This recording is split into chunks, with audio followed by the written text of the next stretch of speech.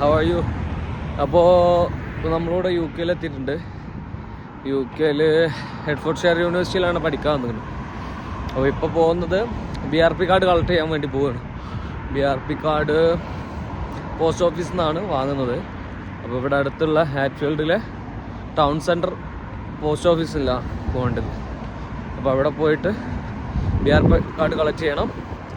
അപ്പോൾ ഇന്നലെയാണ് ഞാൻ വന്നത്. ഇന്നലെ 26 സെപ്റ്റംബർ നാട്ടിൽ നിന്ന് വന്നു. ഇപ്പോൾ ഇന്ന് 27 സെപ്റ്റംബറാണ്.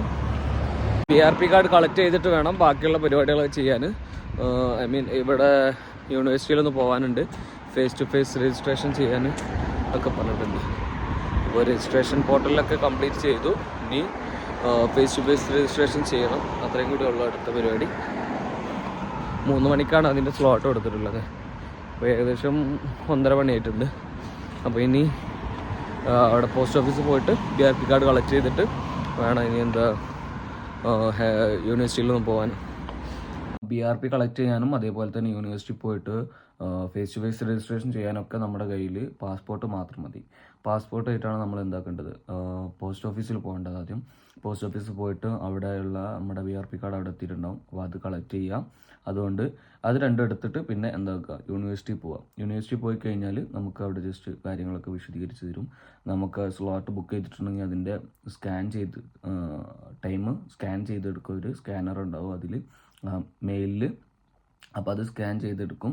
എന്നിട്ട് പിന്നെ എന്താക്കുമെന്ന് വെച്ച് കഴിഞ്ഞാൽ നമ്മളെ അടുത്തുള്ള ഒരു മെൻറ്ററിൻ്റെ അടുത്തേക്ക് പറഞ്ഞേക്കും. എന്നിട്ട് അവിടുന്ന് നമ്മുടെ ഐഡൻറ്റിറ്റി കാർഡ് തരും. ഇത് മാത്രമേ ഉള്ളൂ യൂണിവേഴ്സിറ്റി പോയിട്ട് ചെയ്യാനുള്ള കാര്യം. പിന്നെ അവർ നമ്മുടെ കുറച്ച് ഈ പാസ്പോർട്ടും BRP കാർഡും ഇതെല്ലാം അപ്ലോഡ് ചെയ്യും. അങ്ങനത്തെ കാര്യങ്ങളൊക്കെ അവർ ചെയ്യും. പോസ്റ്റ് ഓഫീസിൽ പോണ വഴിക്ക് 2 ഹിന്ദിക്കാരെ കണ്ടു.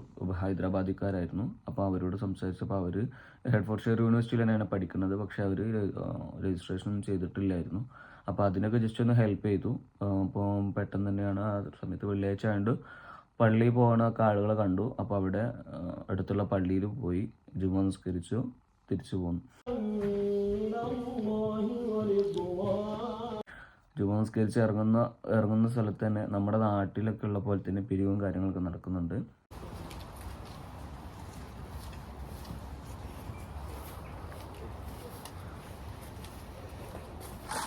അതൊക്കെയാണ് ഇന്നത്തെ ഒരു അനുഭവം. പിന്നെ അത് കഴിഞ്ഞിട്ട് യൂണിവേഴ്സിറ്റി പോയി BRP and identity card collect ചെയ്തു.